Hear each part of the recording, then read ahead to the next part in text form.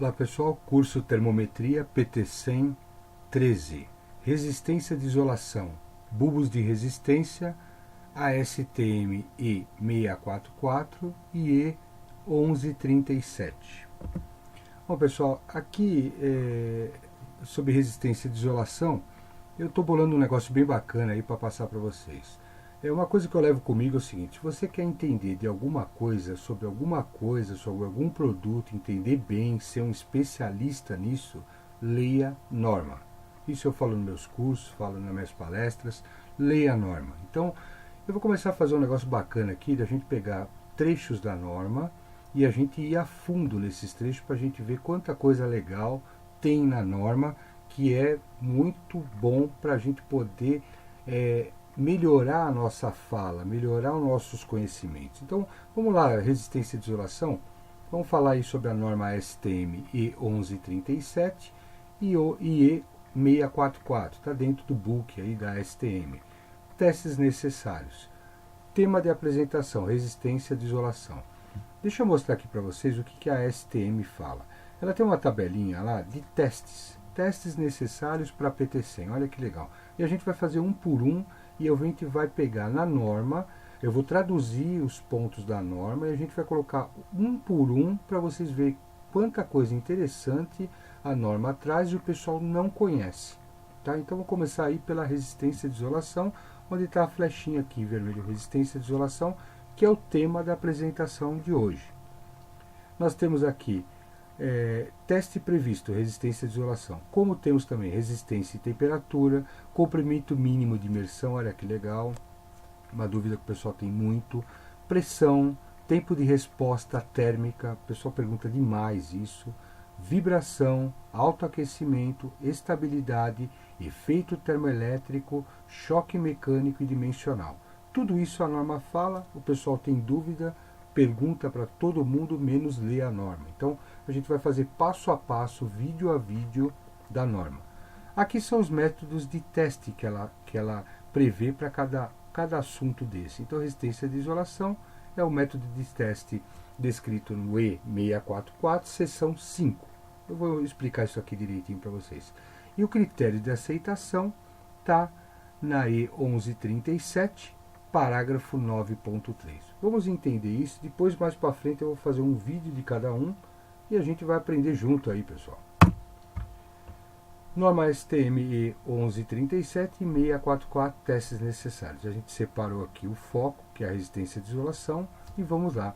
Critério de aceitação, parágrafo 9.3. Está aqui o parágrafo. O que diz? Resistência de isolamento. A resistência de isolamento entre cada fio de conexão e a bainha deve cumprir os requisitos do quadro 3. Então a norma fala de um quadro 3, eu coloquei o quadro aqui. Quando testado de acordo com os métodos de ensaio E644A, está aqui, PRT, devem ser ensaiados com, pelo menos, o comprimento mínimo de imersão expostos ao ambiente de temperatura. Mais para frente a gente vai falar muito sobre comprimento mínimo de imersão, vou ver que a norma fala. Vamos seguir um pouquinho aqui, focando em resistência de isolamento. Resistência de isolação. Tensão aplicada em volts, DC. Então, o mínimo e o máximo, quanto que eu tenho que aplicar em volts, né? E a resistência mínima de isolação que tem que dar. Então, por exemplo, se eu aplicar de 10 a 50 volts, a resistência mínima numa temperatura ambiente vai ter que dar 100 mega. Isso aqui eu estou falando entre o fio e a bainha. A bainha eu falo tubo, a parte metálica que envolve a parte de fora. Então, o fio interno tem que estar isolado da parte externa de proteção na proporção de 100 megohms quando estiver na temperatura de 25 graus. 300 graus, 10 megohms. 650 graus, 2 megohms. Quanto maior a temperatura, mais a isolação cai. Existem algumas empresas no Brasil, algumas empresas não, que eu conheço uma empresa que pede isso, é uma empresa do ramo de petróleo. Ela pede essa situação de 650 graus, uma resistência de isolação conforme norma. Lembrando que aí você vê como é que são as coisas, né? Não adianta ter uma isolação mínima de PTC para 650 graus, como a gente viu aí nos vídeos, PT100 só serve até 420. Então, pessoal que tiver dúvida, por que 420? Tem um videozinho sobre isso. Porém, a norma fala aqui sobre resistência mínima de isolação, 650 graus, 2 megahms. Tá? Por quê? Porque a norma está errada? Não. Porque para você ter um termômetro PT100, que suporte, que possa medir 650 graus, o invólucro dele é totalmente especial. O bulbo tem que ser de vidro. Então, no Brasil, nesse padrão que nós fabricamos aí de bulbo, bulbo filme, termorresistência filme, que o pessoal coloca aí normalmente, esse padrão 650 graus não é possível. Tá? Não é que a norma está errada. Temos que tomar muito cuidado. Então, nos padrões nacionais, eu recomendo 420. Não vejo uma empresa que saiba fazer, por exemplo, encapsulamento de vidro PT100. Isso é tudo importado. Então, é tudo lá fora, não no Brasil. Né? Então, vamos seguir um pouquinho para frente aqui. E aí, eu vi aqui os critérios de aceitação, que a gente acabou de ver agora, e os métodos de teste. Olha que a I644 fala sobre testes necessários, né? Na parte de isolamento. Olha cada coisa legal. Teste não destrutivo, o método de teste para você ver a resistência de isolação, a norma coloca que não é destrutivo. Teste de isolamento entre a capa externa metálica e seus condutores. Eliminar a umidade que, quando existente, pode causar variações na medida do sensor de temperatura. Excesso ou fora de norma, se a PT100 tiver com uma resistência de isolamento fora de norma, você no processo vai verificar que ela dá variação de temperatura. Existe uma fala que eu já usei em alguns vídeos, que coloca: o sensor ficou louco, né? O PT100 está louco, ele mede uma variação muito grande de temperatura. Isso aí é devido à baixa isolação dele, e a norma também fala sobre isso, tá? Causar variações na medida do sensor. Ao aplicar a tensão DC no sensor, recomenda-se que seja aplicado com a polaridade direta ou invertida. Veja, como você está falando em PT100, lógico, o PT100 não tem polaridade, tá? Mas aqui eu não tinha o termo certo, então eu coloquei com a polaridade direta e invertida. Então, você faz de um jeito e faz do outro. Você inverte o modo de fazer a verificação, porque a norma pede isso. Tá? Muito pouca gente faz isso, viu? Quando vai fazer a verificação de resistência de isolamento, pega o megômetro, vai lá, mede, deu, não deu. Então, a norma pede para você fazer e depois inverter os cabos e fazer na situação direta e inversa. Lembrando que eu sei que PT100 não tem polaridade. É uma forma que a gente encontrou de falar para inverter os terminais do megômetro, tá ok? A resistência entre os filamentos do termopar aqui não são verificados. Então, ninguém está falando aqui para fazer medição de resistência entre os filamentos, propriamente dito. É sempre entre o filamento e a parte externa metálica. E aí ela vai até mais. A resistência entre eles nada tem a ver com um método para que possamos estimar erros de medição. Eu medi a resistência de um termopar e a resistência dele está alta, está baixa.